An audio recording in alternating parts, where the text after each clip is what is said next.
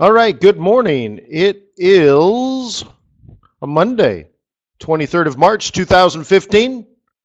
My name is Wayne McDonald. I'm the Chief FX Market Strategist for TradersWay.com. Thank you for being a client.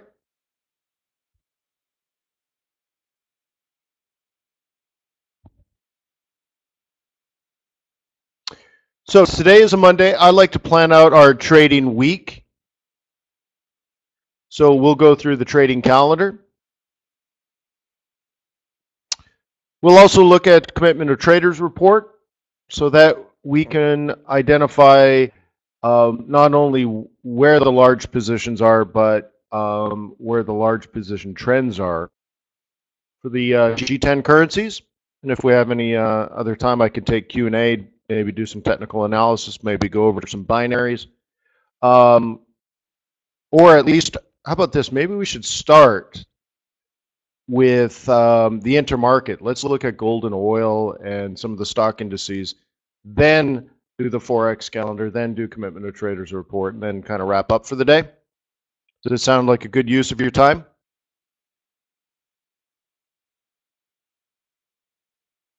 Hope so.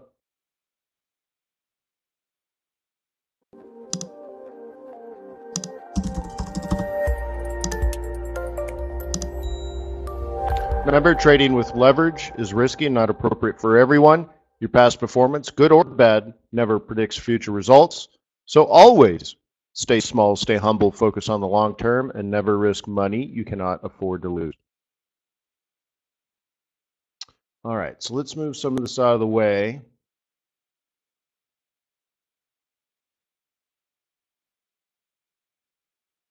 Let's go through the intermarket. Now, first of all, before I put the charts up, let's just do a quick around the world, align our satellites. British pound, very weak right now. Euro, very strong. Swiss franc, neutral. Yen, weak. US dollar, weak. Aussie dollar, weak. CAD dollar, weak. And Kiwi dollar, weak, but not as weak as everybody else. So in reverse, it just looks like we still have this flow back to the euro. Again, not necessarily people buying the euro, but more likely people just getting out of their euro dollar short for now. Some short covering, some rebalancing. Again, totally expected from the FOMC meeting. Hopefully we get that wrapped up soon and we can continue mission. That's my thought process on that. Okay, let's do the intermarket very quickly.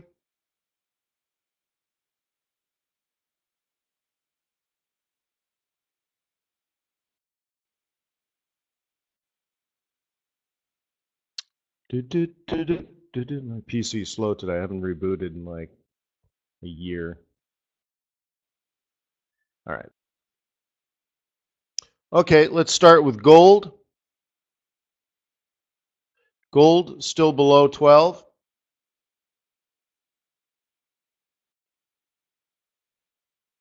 Wow, my PC's really slow. Apologize for that.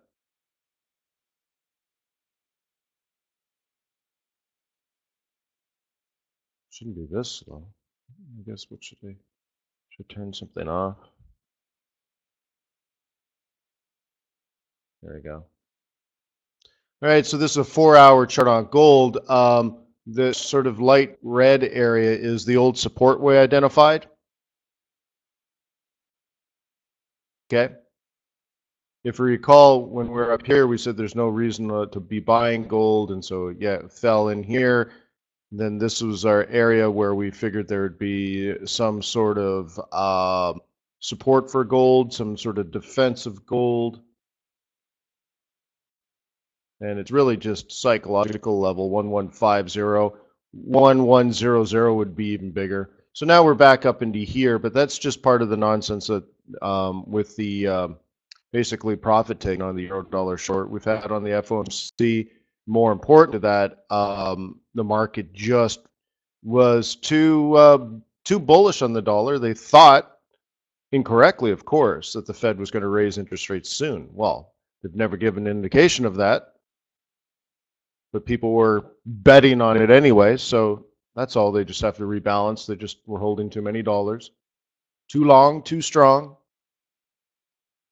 So we have this area up here identified as the zone.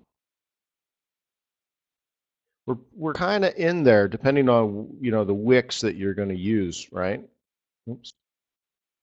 So if you the lowest low you could possibly get, it's almost where we are now. Okay, I like to just eyeball it and say, you know what, sell it around 1200. You know, good enough for the girls I go with. We're getting there. We're not quite there, but we're getting there.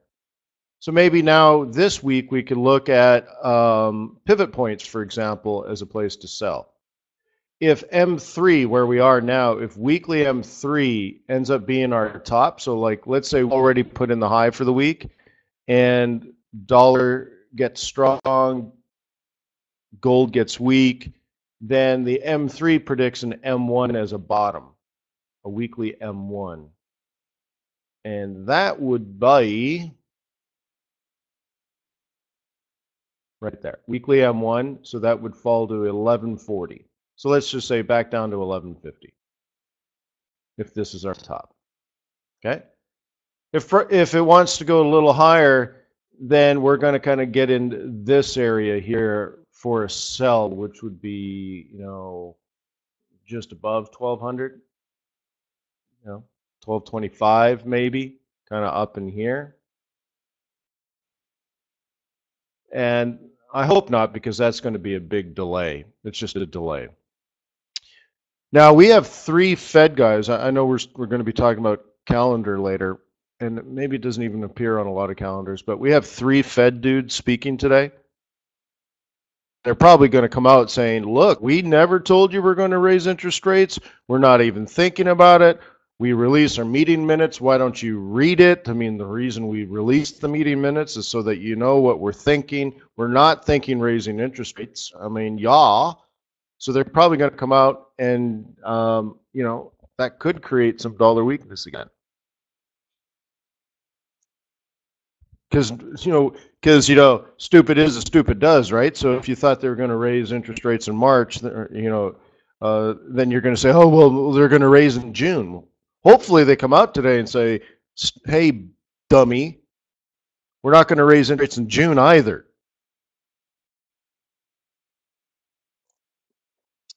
Well, Jim, people get out of long dollar positions. What have they been using to fund that trade?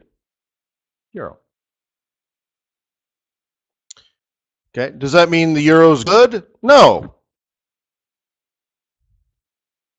Yeah, right, Fendi. I might not be a smart man. So anyway, so people just got to get out, and then which is fine because we talked about it last week before it came out. I want the euro dollar to go up so I can sell it. Just maybe not today, maybe not tomorrow, but I'm identifying my zones, right? So in gold, I'm still talking about a $25 or $50 potential rise. I don't know if it's going to do it. I would like it to fall. So ideally, it rolls over. Okay. If it doesn't roll over here, right now, because that's pivot point that I'm using here. This high predicts this low. It's not my opinion.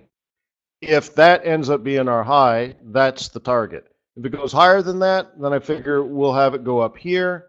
I'll overlap a little technicals in there and maybe something else. And so could go even a little higher, and then maybe we try. So I'm picking my fights, guys. Right here, right now, or later. This is kind of interesting too, isn't it? We should probably keep an eye on that. First of all, it's in the red zone that I did 2 weeks ago. This was our short zone 2 weeks ago. So yeah, I might sell up a little bit higher, but it's the overlap. Okay. Hang on. Right, there's just a lot going on in there.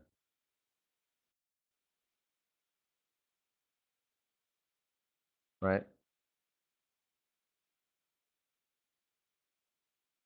Hang on. That's not the one I wanted, is it? There it is. Look at the overlap. Weekly and monthly. Or is it a weekly and daily? Whatever. Cluster is a cluster. And notice that it's at 1200 even, Steven. So you know what? That's the one I want. That's the one I want the most, man. The best soy latte that you ever had, my friend. Yeah, that looks good. That's a triple grande soy latte right there. Yeah, there's a lot. I'm going to have interest there if this fails. Cool. So that's gold. So it either drops now or goes up and then drops. So now you can probably figure out if I'm a bull or a bear, right? All right. Little move here in oil. Well, I'm surprised. Huh. Haven't looked at oil yet. That's interesting. I was hoping it was coming down. I thought there was a report over the weekend that the chair of OPEC was confirming that Saudi Arabia was going to increase oil supply even more to drop oil down even farther to squeeze out the Americans and their socialist pig dog oil. So very interesting that it's going up here. Maybe I misheard the report. That's interesting. More supply in a fully saturated market. But right now, look at that technically, right? So you got to play this zone and you got to play this zone, right? Which means if you're a bear, be interesting if you got back up into this 46, 47 area and then on a smaller time got a reversal pattern, you would short first challenge here, right? And then next target would be down here at 44. So it'd be great to sell at 46 and drive it down to 44 today. 45 is going to be an issue. So we'll see. Right now, it's an uptrend, isn't it? I don't see anything sort of fundamentally bullish right now. So therefore, you got to pick your battles.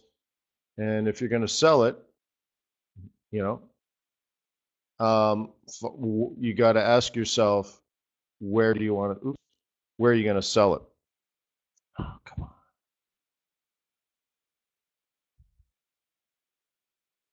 Hang on. I'm just going to try something a little bit interesting.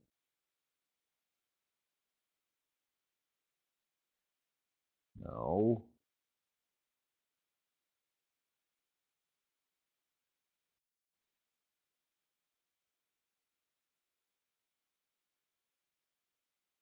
Kind of do like an Andrews pitchfork type thing.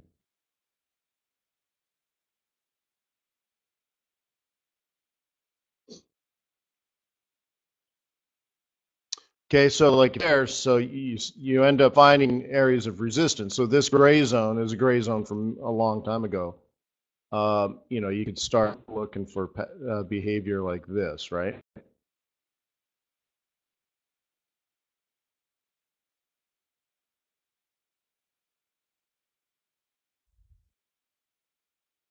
Yeah, Andy caught that then too. So it's funny, oil's going up. Maybe they're wrong. Just because oil prices are going up doesn't mean they're right. Maybe some people don't know it. You know what I mean? So if you think that's bearish, then pick your sell zones, identify levels of resistance, and then get ready. That's what I'd be doing if I were me.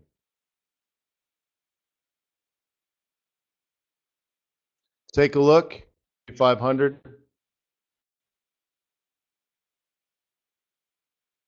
Okay, looking pretty nice. Nice and fine and dandy, right? What's the price action?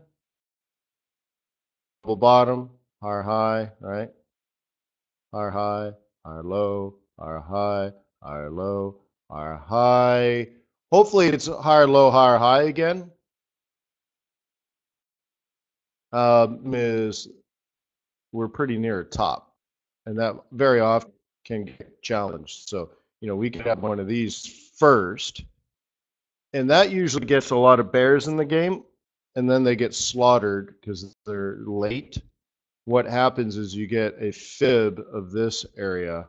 So let's say a 50%, and then it takes off to the upside. Uh, uh, okay. Now, fundamentally, I've said it a million thousand times, as my kids would sometimes say. So the million thousandth time, this should go up for years. Okay.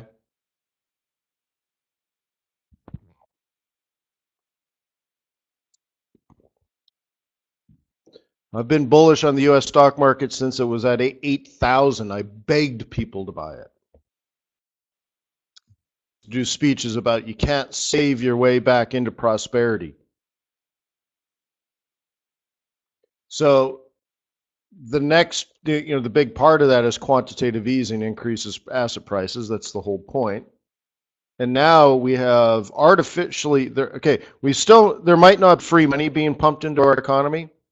So the free money rallies over, but interest rate still artificially low. That's good for expansion. That's good for business, so on and so forth. I mean, it's very unusual to have low interest rates and a strong dollar. All right. So if you're an American, start planning out your trip to Paris.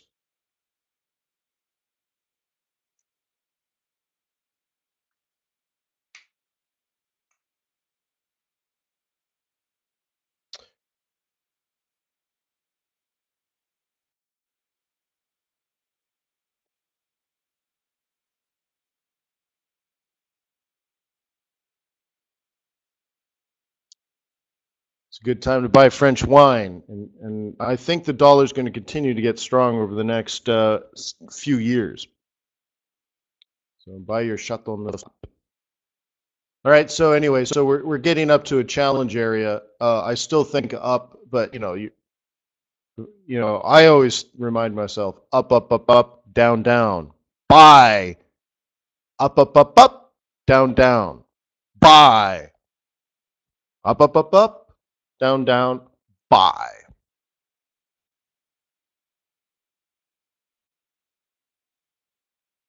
And that's kind of where we are. We got some other things going on, like look at CAD. Real big change, right? All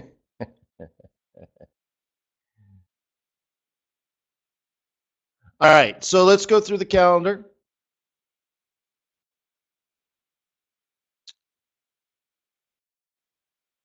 What do you think? Chinese manufacturing data, should we care about this? So tomorrow's probably going to be a good Asian session to trade. Now today, it's not on here, but we got some housing data, fine, which is fine. The housing is incredibly important to the U.S. economy, but we have such a strong trend going on that I don't expect anything to be off trend. So that's fine. What you don't see on here is that, like I said before, there's 3 Fed dudes speaking to try to clean up the mess from last week. I think like Fisher and I don't know. So anyways, they're speaking and they're probably going to say things to reaffirm what they've been telling the market, but the market's too deaf to listen. So anyways, they're going to come out and clarify some more, which could just scare some more people out of the dollar trade, which is fine. And then when they all go away and we come out with good NFP, we buy the dollar back. Right? You always think ahead. Right? Don't chase price. So stand your ground, right? In fact, you need a pen and a paper. Write down your bias for your currency trading, right? And if you're a dollar bull, you need to write it down in huge dark letters, USDBULL, right? You put it on the wall so you can see it as you walk around your room. And you might take that down, once or twice a year. Okay, that kind of stuff. And if you see the dollar weak for a day or 2 or 5 days, 12 days, 22 days in a row, it doesn't matter as long as the fundamentals haven't changed. All you do is identify resistance and look for reversal patterns. Do your job and not chase price. Okay?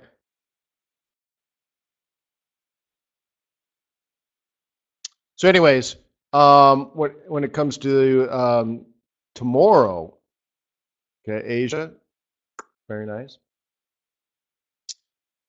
Um, let's see what else is not on here. Oh yeah, so what else is not on here is more housing data for the United States. So I think there's existing home sales today and then new home sales tomorrow. I have them off the cover because again, the trends are so established. We're not going to get surprises. I doubt it's going to move the market in any significant way. Yes, you might get a 10 pip or 12 pip or 20 pip scalp or something, but fundamentally speaking, for the week, it's probably not going to be the big event of the week. Okay. So really, we're going all the way here now. Asia tomorrow. Okay. PMI data, good. Fine. Then it's inflation week. So we're going to start getting some CPI data, way more important than housing, because we have an established trend in housing. What we don't have an established trend is inflation. So like in the UK, which we've been talking a lot about the UK and inflation in the UK recently, is it starting to improve? Is the beginning of the end of, dare I say, deflation occurring? Okay. That is very, very important information. And so we're going to get from lots of different countries CPI data. So I'm very interested here, okay? Very, very interested in UK CPI. Very, very interested in US CPI. Okay, very, very, very important. Oh, here's the new home stuff. Okay, fine. Oops. Consumer confidence, don't care about whatsoever. Okay, maybe it'll provide a scalp or something. That's fine. But these numbers here are supremely important. This is going to be very important for the trading day. Now, French and German PMI, okay, that's fine. But again, it's I don't know, is that going to be enough to change things like what's going on in Greece and negative yields? And no, probably not. So maybe it helps turn the euro weak again. Probably not, just because what's happening, the reason the euro is so strong is not because it's strong, it's just so many people are exiting the short trade. Again, I doubt an incredibly bad or incredibly good number would impact the euro, and I don't think it's going to be incredibly good or bad, so whatever. Chinese PMI, always huge, especially when they've just changed the RRR, they've just changed interest rates, they're going to pump money into the system in various other ways. So yeah, all eyes on China, Europe, blah, blah, blah. Okay, CPI, okay, again, probably not a good number, but some improvement would be really good for the British pound. And then the U.S. here. Then we get some trade balance data out of New Zealand. Okay, fine, that'll be fine. If you're interested in Kiwi, it's tomorrow that you probably want to be most interested in.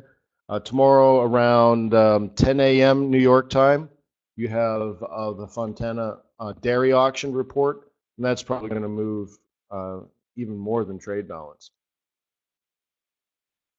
Okay. German IFO, fine. That's usually a good scalp. Okay, that's a good scalp. Take a look at that. Continuing with the 25th, durable goods. You know, this is a jumpy report. So you got to take, you know, the reason they have X transportation specifically for a core, the reason they do that is it used to be at the pleasure of the President of the United States. If economy was doing poorly, the President of the United States would pick up the phone, call Saudi Arabia and say, buy some 747s from Boeing. Send us a few $1 billion back. And they're like, okay. And then people got wise to this and say, okay, we're not going to count that. So, but the question is, you know, here's how I think of it. I tie durable goods in with real estate. Real estate's one of the most important aspects of the economy in the United States of America. Okay, so do we have credit available? Yes or no, right? Are people applying for the credit? Are they receiving the credit? Are they applying for mortgages, right? Are they buying houses? Are they getting them at reasonable prices? Is the price generally up? You know, slowly rising would be the most ideal situation. Who's buying the houses? Someone that owns 3 or 4 houses, or are they first-time buyers? And then when they buy them, are they hiring people to fix the roof? Are they hiring electricians to rewire things, update major things in the house? Are they hiring plumbers because they're redoing the kitchens and the bathrooms? Are they putting in granite countertops? Are they buying new stainless steel appliances? Right? Sub-Zero sales go up, Wolf sales go up, so on and so forth. Are they putting in little wine fridges? And all that is money. Money. Right? And on their credit card, is it coming out of their bank? So on and so forth. And so that's how I kind of look at durable goods, is it's part of the equation of, you know, are they buying stainless steel appliances? Okay, a durable is something that lasts more than 2 years, bigger ticket price, right? And that together, shows a healthy, expanding economy. Right? What we saw before were housing prices were low. There were deals out there to be made. You could buy a house for less than it was worth, but there was no credit available. Right? So it didn't do any good. So we want to see all the pieces lined up there. So, you know, hopefully we get a decent trend in durable goods, and that along with not new home sales, because we don't care about that in regards to durables, but early, I think it's today, existing home sales, right? And that's what you want to see. People buying a house for a decent price and pumping some money in it and improving the house price, right? Improving the neighborhood, so on and so forth. Hiring landscapers, making the whole neighborhood better. That's what I want to see. Retail sales, okay, fine, good. And then Pelosi for Canada, and then on Friday, I only have it as CPI. There's a ton of Japanese data coming out on Friday. Obviously, CPI is important because they're trying to create inflation.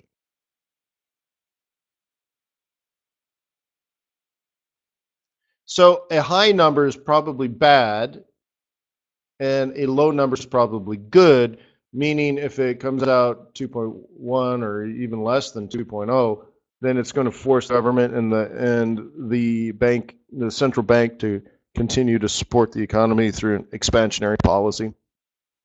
What you don't want to see is the number too high, and then they come back and they say, we don't want to do it. We give up, so on and so forth. So be careful there. But lots of stuff going on Friday.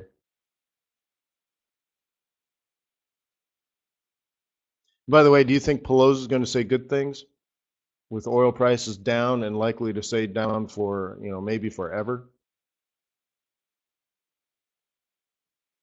Probably not. And also, you may know this, you may not, but I'm actually a Canadian citizen. Those aren't Rady. And when I was a kid in the 70s and 80s, the Canadian dollar was worth pennies. It was worth like 50 cents. My whole life until I was probably 30, right? The Canadian dollar was half price. So I went home to visit family. Oh, everything was half price. It was awesome. Take my mom out for dinner. More lobster for the old lady.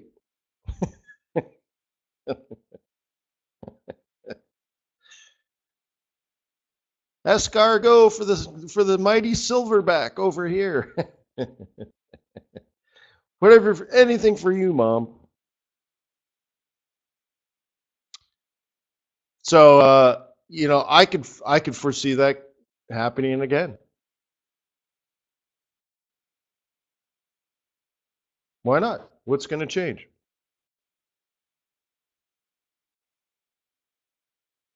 All right. So let's go through the commitment of traders report. Oh, well, Mike says how? All right.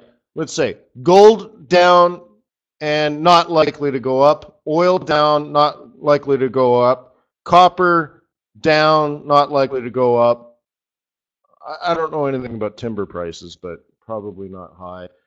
Just a slowdown in the entire Canadian economy is likely to be present for the let's say for 3 or 4 or 5 years.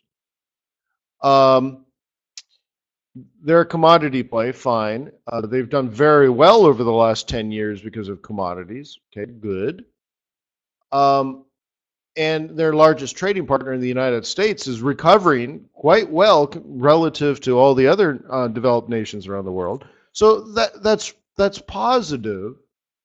But in the foreseeable future, oil prices are just not going to go back to $100. Okay?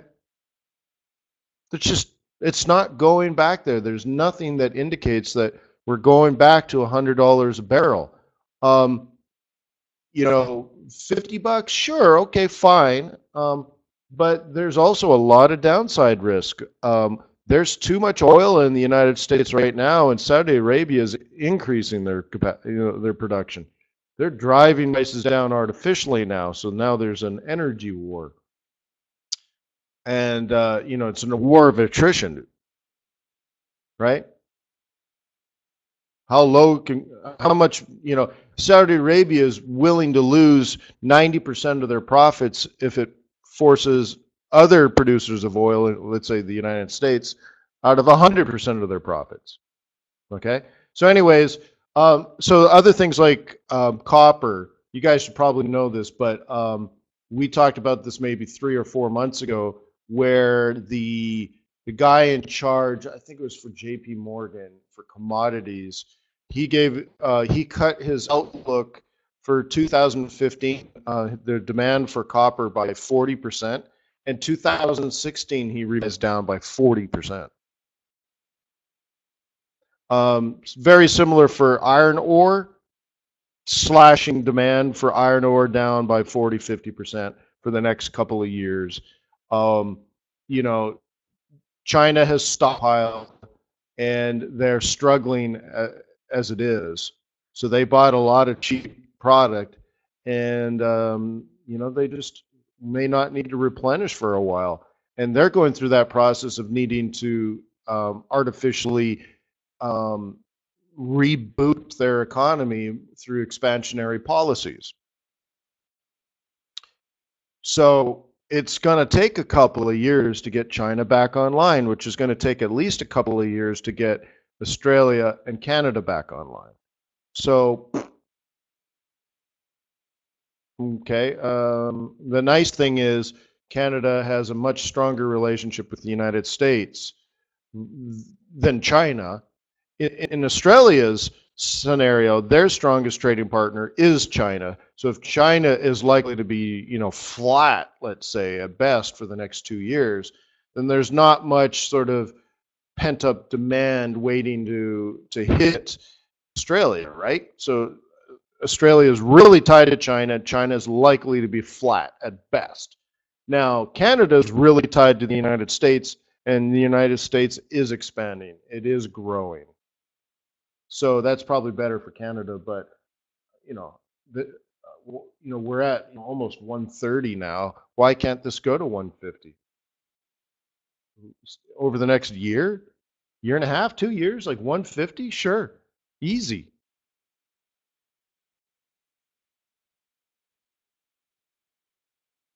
Right? Two? No, I'm not thinking 2.0 this year, but if these things play out, if China doesn't come back, if China wastes a year thinking about things to do, then yeah, okay, 2.0.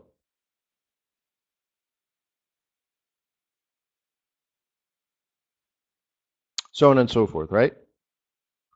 Essentially, Mike. So I'm just paying attention to the global macroeconomics of it, and so I constantly ask myself, what's going to change?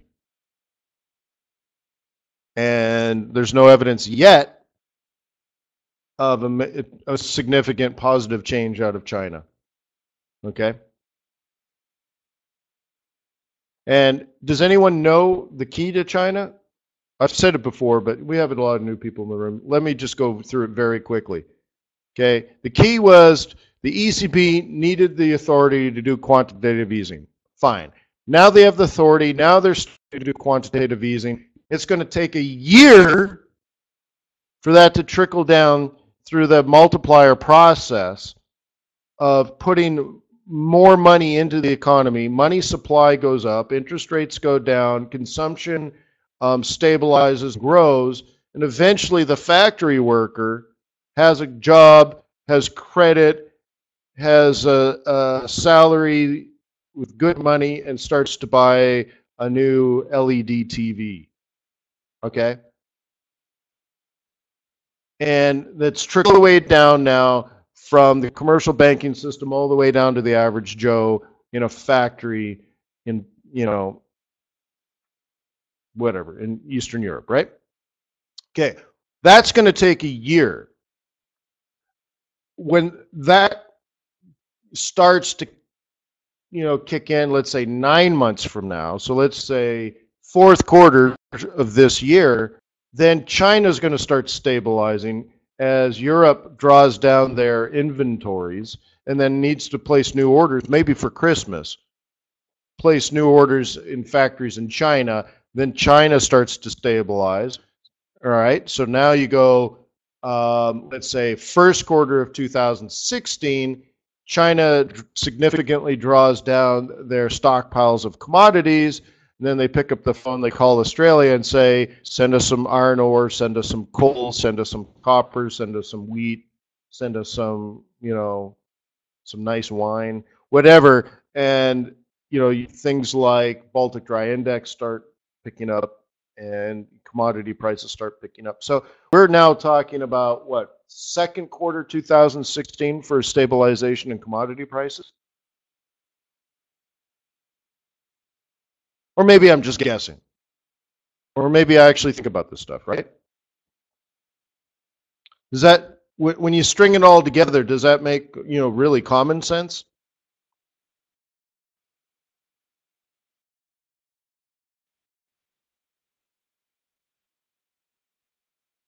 Yeah. Now, the one issue as a retail speculative trader, you look at a chart in a 15-minute increment, and you miss all these things that actually take place over the course of 6 months. Right? I lined up the euro collapse in exactly the same fashion months before it happened. So sometimes you got to out. So like if you think commodity prices are going to be higher 1 year from now, at what point are you going to start buying commodities when they're cheap? Some people, as oil prices are coming down, they're going to buy oil at, let's say, $30 a barrel, $35 a barrel, and just put it on oil tankers and float it out in the ocean for a year, and then bring it back to shore when it's $60.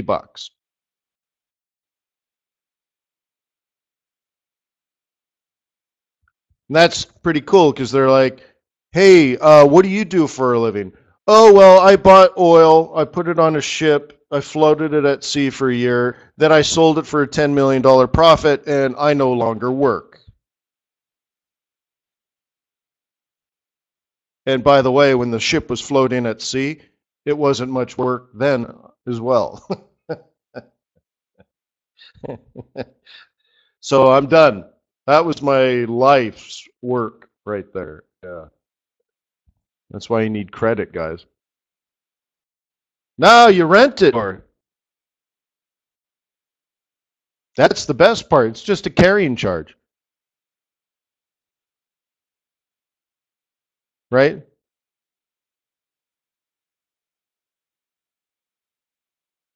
All right. So let's get going here.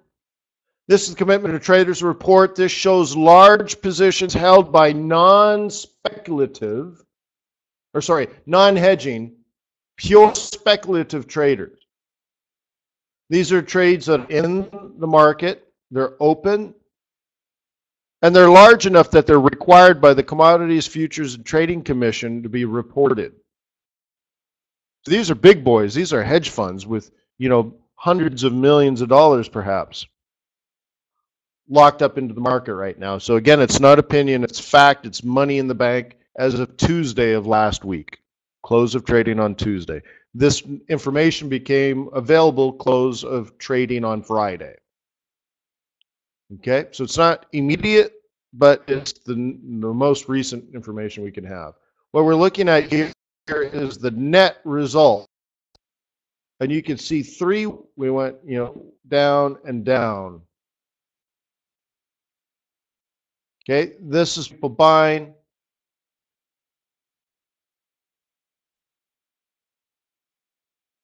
This is people selling. And guess what? Does not include FOMC. Federal Open Market Committee decision. So this is why we're doing it late in the session. We're going to burn through this. Okay? But going into FOMC, the market was extremely short.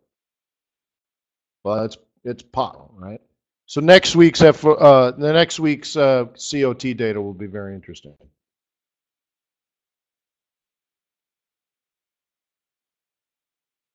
Okay? But all market participants have access to this information. It's all old. It all looks this way. Okay? Very steady downtrend for the British pound. Okay? Nobody buying and some people selling. It's not dramatic. I was hoping that 150 would be the bottom, and of course, that was wrong.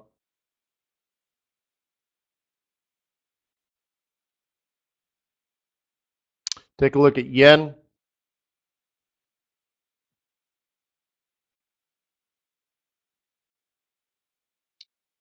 Right?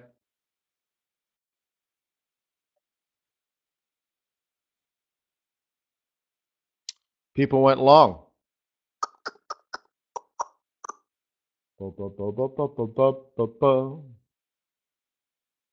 No change in short positions. A few people went long. That's different than profit taking it.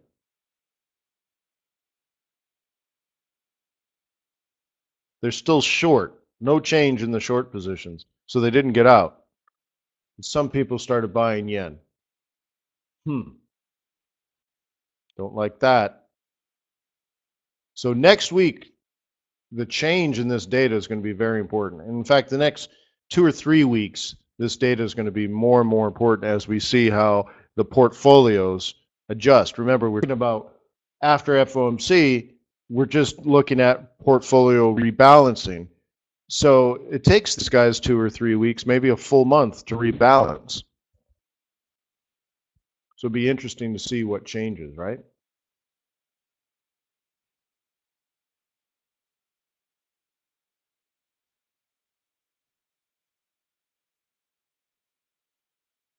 That looks like an error. I'm going to skip that. That doesn't look right.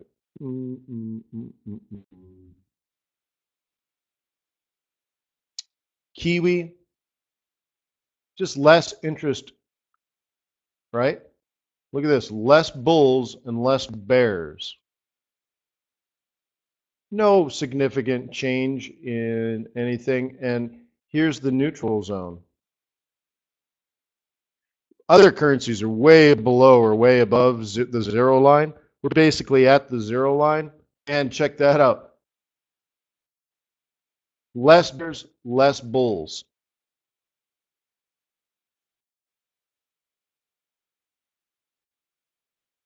Yeah, YJ brings a point. Fiscal year end in what, a few days, in a week, basically. But I think a lot of that's it's done. So what I was saying, I think it was sometime last week, YJ. I said, do you think Honda or Toyota or Mitsubishi or Hitachi, do you think they wait till the last minute to repatriate their money? Probably not, right? I would hope that by now the majority of the money that is going to be moved has been moved. Yeah, it might be wrong. We don't know, but if you're the CFO, you're the chief financial officer for Honda International. You're in dozens of business units, right? You make cars, you make tractors. Have you seen the new Honda private jet planes? They're nice. I know what I'm going to ask Santa Claus for. They make these new private jet planes. The engines are above the wing. Beautiful. So they make a lot of things, right? Um, Generators and so on and so forth, selling them all over the world. Honda sales of generators in Africa, just crazy, right? So if they got to bring that money home in the next few days, they're really cutting it close. For such a large company and for someone, it's their job to handle this. I just find it hard to believe that the chief financial officer of Honda International is going to wait the last second to start moving money from 160 countries globally back to Japan. Like just the logistics of it's probably not even that easy, right?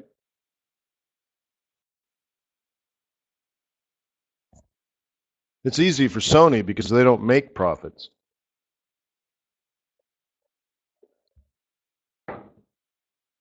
But at the end of the day, we don't even know, right? So we don't know, but that's kind of where I feel. But price and time, right? You're going to see it in the chart. There was a big move on Friday on the yen, and I'm wondering if that was sort of money coming home. But it happened after the Asia close. But maybe it was, I don't know.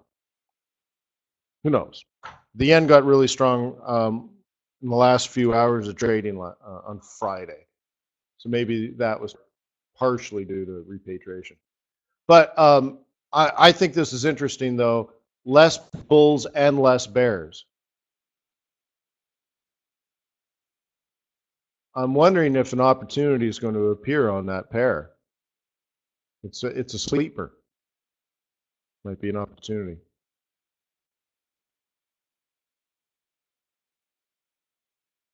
I think people are waiting for New Zealand to cut interest rates.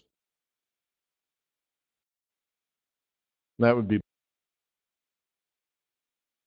okay. And the last one for Kitty Cat, more short positions, less long positions. Less short positions, less long positions. Slight net increase. Seems a little exhausted, right? People are tired with the commodity plays. They're just tired of trading commodity currencies right now. And it kind of shows you that, what we're focused on is central banking policy changes. Commodities need a breather.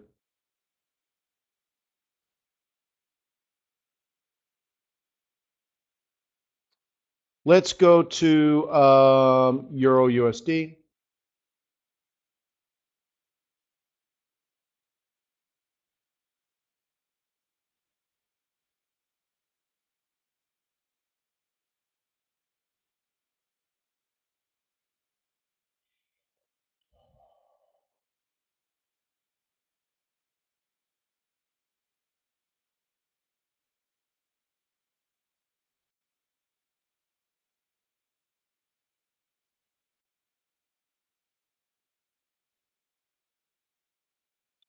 Okay. This is our sell zone after FOMC. Okay. This goes right back to this.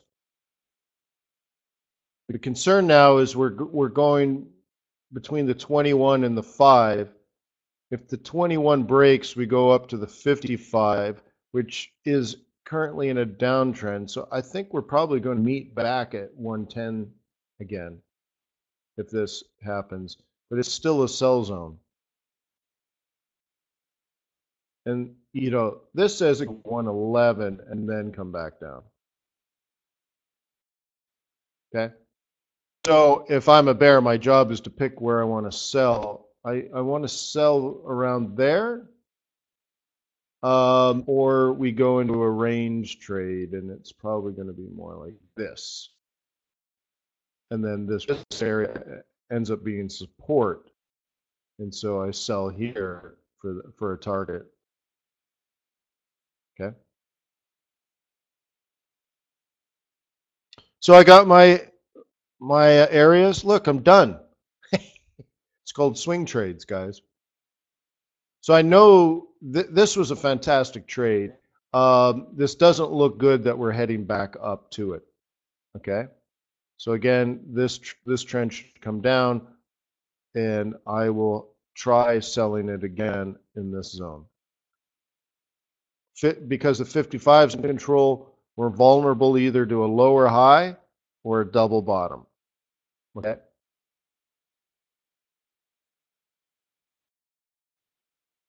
My worst case scenario, sort of my fear, is that we do one of these. Let's say back to 110 and then down and then and we move sideways until the 3rd week of August.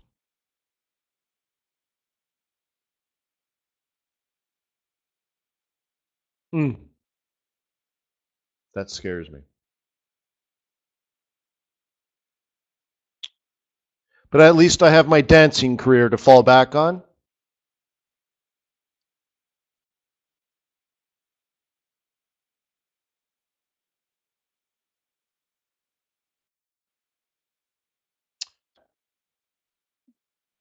We could look at yen.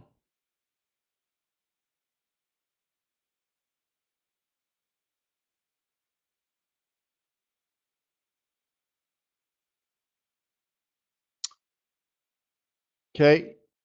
Yen, we're below 120. But we're at support here if you're going to try to snag it. The next one's down here if you want to snag it. I think what I'll do is I'll keep my eye on 1950 and then 19. But now I'm trying to grab a falling knife. What's the safest way to do that?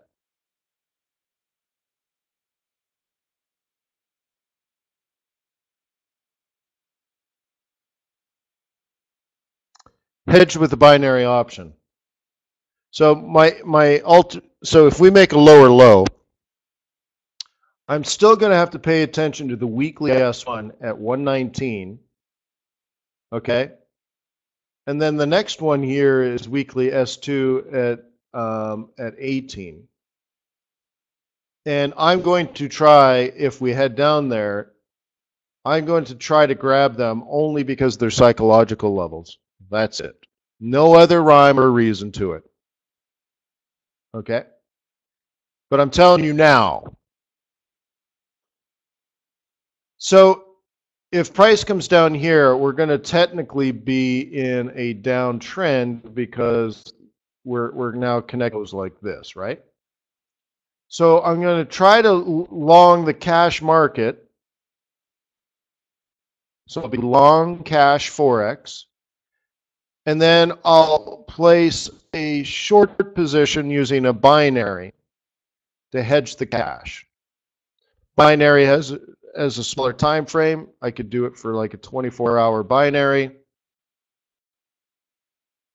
And it's an insurance policy. So if price falls, so remember I'm long cash, if price falls, I get stopped out and, 40 or 50, about 50% of my losses are going to be covered by the money I make on my binary.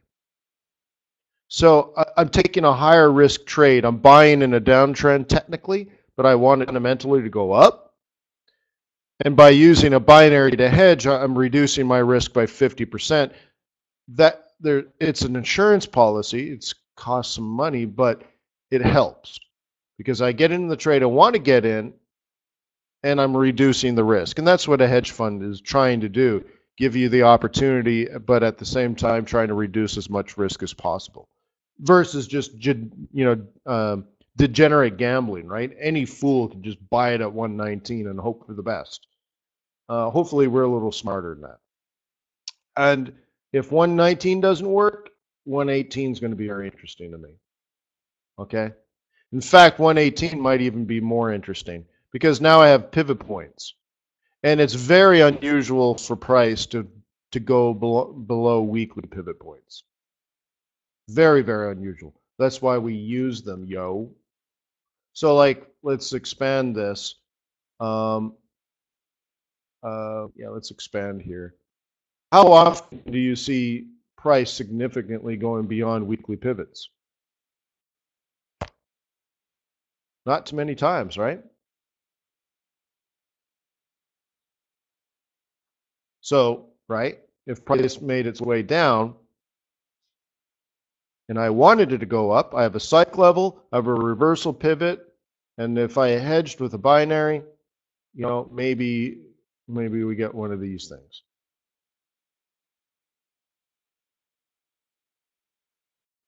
Right? Look what happens here. Like here it went beyond, but it's still reversed. Reversed right at our reversal zone. Right? Reversed reversal zone. It spiked through, but immediately went up. Even after FOMC, still respected the zone. Right? So if I can buy it down here, you're right. Maybe it goes.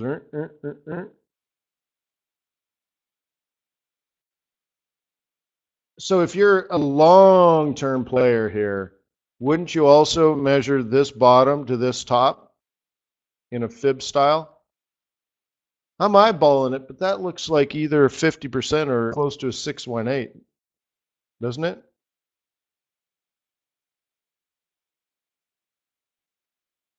Let's go daily here. Right? This low. Maybe on that time frame it's like that. Do you really want to hurt me? Okay, let's see. Ooh, look at that. Look, we're right on the 3A2 right now, guys. Ooh.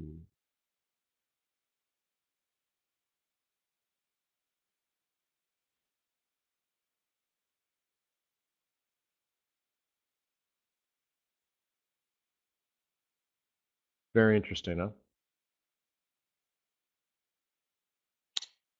Andy, in regards to demos and binaries, obviously I'm not in charge, but you can place a binary for like $5,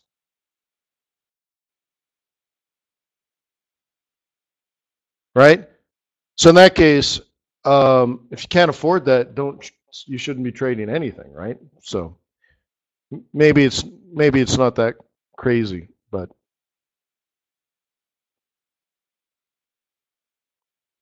shouldn't cost you too much to try. All right, guys, that's a full session. I'll see you guys tomorrow. We'll do some more technical analysis. We'll set up some more swing rates.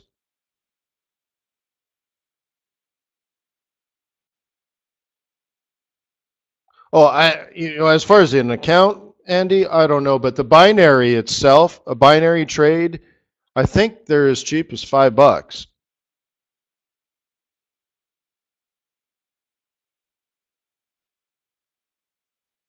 But honestly, I don't know. I don't know. but binary options are cool, man.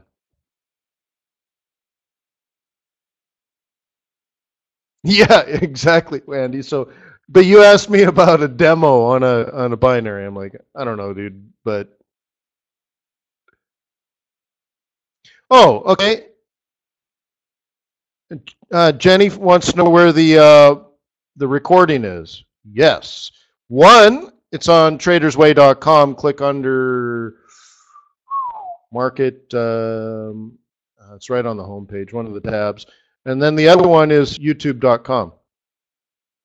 Let me just do that. In fact, what I'm going to do right now is upload today's video to YouTube.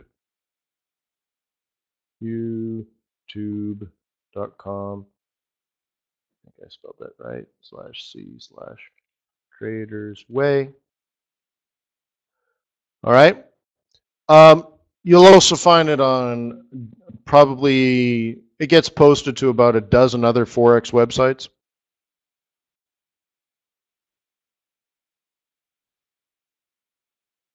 But one thing, Jenny, is just to click on the link provided there, become a subscriber, so that whenever you log into YouTube, it just says, hey, look, Wayne posted a new video. It's not intrusive. You don't get a bunch of emails and stuff like that. It just keeps you in contact. All right. More details, ask me tomorrow. I'll be happy to walk you through. In several of the videos that I've done in the past, we've discussed binary trading and stuff like that. But I'm happy to dedicate some time to that. Anything you need, Justin. Nothing at Trader's Way. There's nothing but white gloves and silver trays. All for you, buddy.